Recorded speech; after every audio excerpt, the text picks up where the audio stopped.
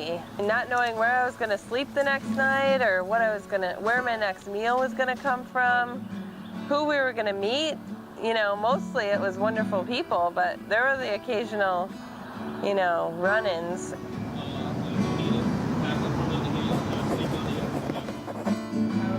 All across America. We've traveled 3,000 miles.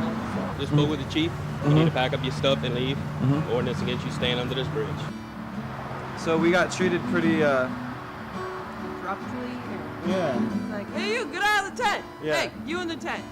Yeah, exactly. Hey, we were naked in the tent. Yeah, we were in our sleeping bags and I'm like, okay, sir, we'll get out. You don't need to yell at us. He's like, I'm not yelling at you. My voice is just loud. And then I'm like, okay, sir, well, we'll get out in just a sec. Can we have a few seconds because we're naked? He's like, what are you doing naked in there? I'm like, well, we're just sleeping. We can laugh like bells and sing.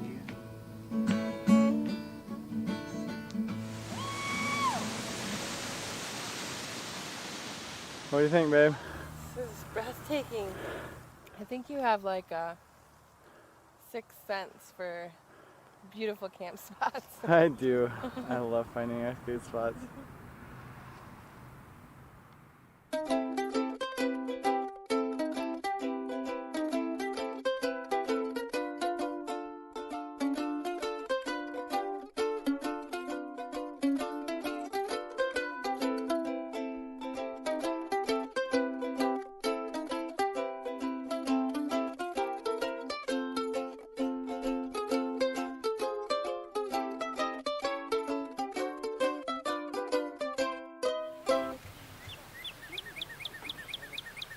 Robert Gilman is one of my heroes. He's one of the people who started the eco-village movement, and he has a definition of eco-villages that I love. Human scale, full-featured settlement, human activities harmlessly integrated into the natural world, and which can be successfully continued into the indefinite future. Everybody here is committed to, let's tread lightly on the earth as much as we can. Let's take care of the planet. Let's be sustainable. And it's huge to live with a group of people that have that as a base.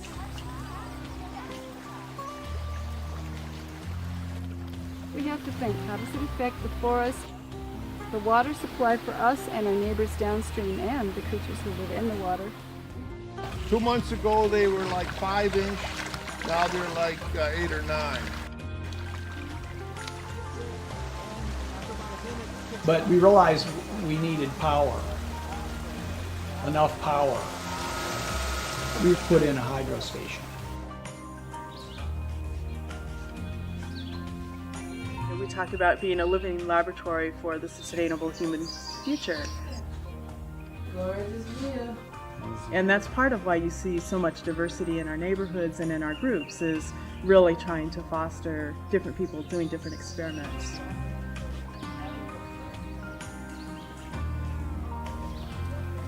They're growing oregano all over this wall. This isn't just landscaping, it's edible landscaping.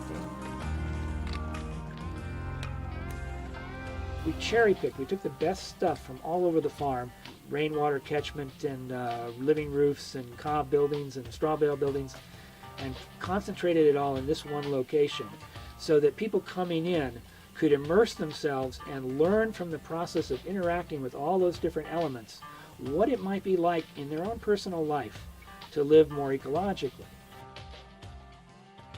In order to build a community integrated into the environment like this, these people must have been living and working like this for years. This wasn't something that happened overnight.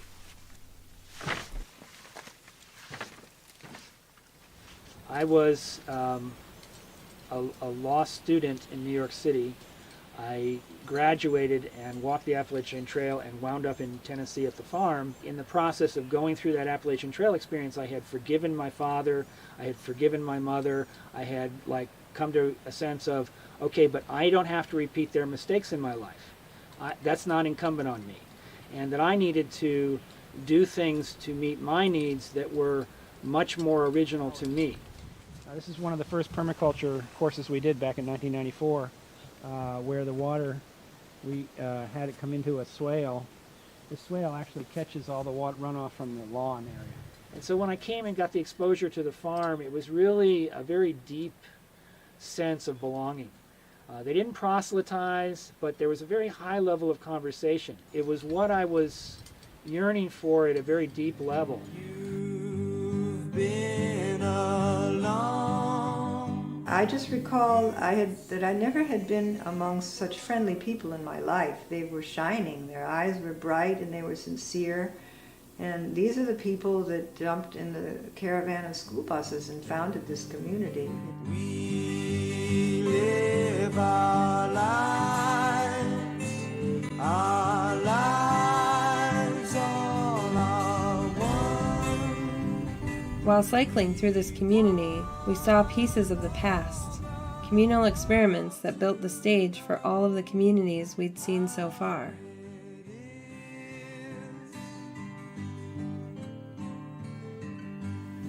You know, we were young hippies.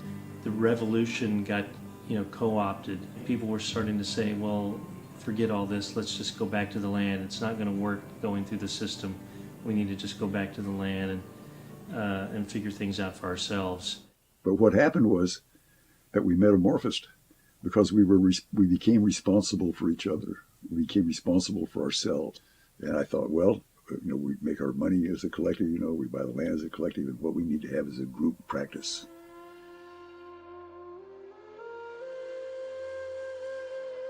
The glue that held us all together was the spirituality that Stephen Gaskin was encouraging among us all. It existed among all of us. We were naturally spiritual people. We were hippies and wanted to save the world. So here we were living a very simple life, meditating out in the meditation field, oming as the sun comes up over the hill, and deliberately sending out a vibration of love and peace.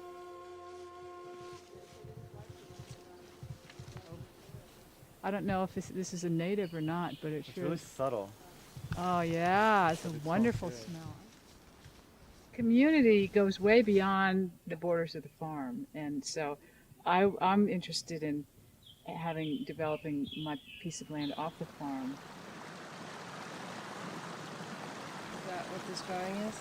Well, this whole drawing is a permaculture design for a 5-acre parcel that includes 2.5 acres of forest. Forest that is regrowth after being clear cut in the past. And this includes plans for native species, edible forest garden, and some orchards and some raised beds. My hope is that we could support several people, several families on this land and be a demonstration for others. Whatever our gift is, we're meant to give it. For us, sustainability is about more than solar panels and, solar water. It's really about how do we pass this on to another generation so that they carry this work on. We created a tribe, and our whole generation has planted seeds for you guys, so here you are. Beautiful. I see people, with your beautiful eyes and energy all over the country, and here to make a difference. As a world, we're collectively transitioning to a more sustainable way of life, and to put the message out there that we can do it a lot easier and better if we are in community with one another and loving one another. Yeah. That's something that I will love to share through my actions and words on stations across the world. So I think you guys have a worthy purpose. I think the most surprising thing to me has been the incredible people that we've met. No way! I made it! I'm gonna start at Earth Haven and go with you guys up to Twin Oaks, possibly on to Washington, D.C.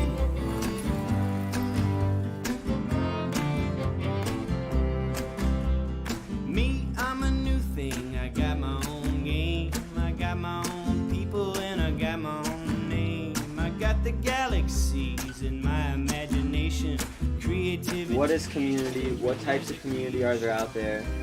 How can I start community where I'm at? Are the valuable questions. You are another brand new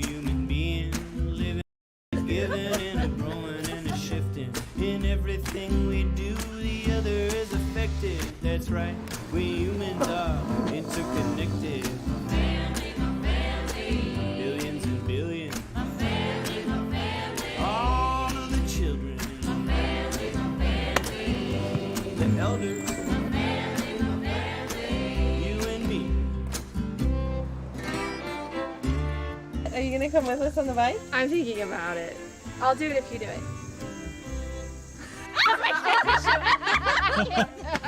Yeah, we'll do it. I think we'll do it. Yay!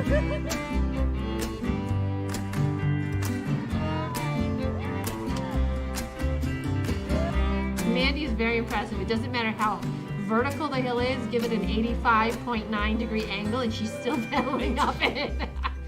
Nature is our mother, nature's me and you. Nature's in us, and we're in nature too. To hurt the creation is to this. We would go to these pockets, and everywhere we went, there was somebody doing something. It was really inspiring. I'm exhausted, but I cracked open. I can use creativity to be who I am. They went out looking for a community, but I think what they're doing is bringing community with them. Work and play our way to the future.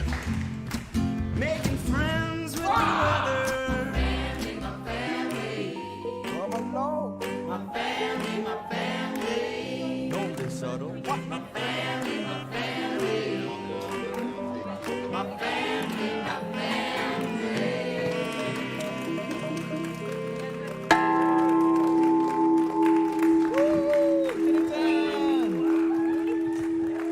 Sweetie, this is it. This is the life that I've dreamt of for many, many years. Yeah. The chickens and the goats and the mud hut and land and peace and fresh air and gardens, I love walking you. barefoot. I love you. That's what I want to live What is too. that? Mm. Promise? You promised what I was gonna say. I promise. I promise. Now that we knew this is how we wanted to live, we started looking at communities differently. We wanted to know what it was really like to live in community on a day-to-day basis.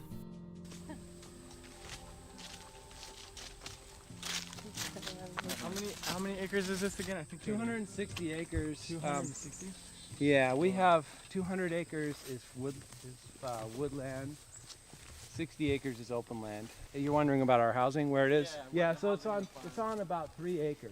Oh my God. Which is kind of a rare combination because housing seems to trump farmland a lot. But this was trying to be an example of relatively dense housing in a rural place and a working farm, rather than spread all out all over the place. Keep it kind of dense, keep the land that's really fertile for growing things, and the land that's not so fertile happened to be the hillside, so that's where our houses went. Yeah. You can go across the land and just keep going that way, and you'll pass this elm tree. You'll see the fields and crops, probably someone working out in there.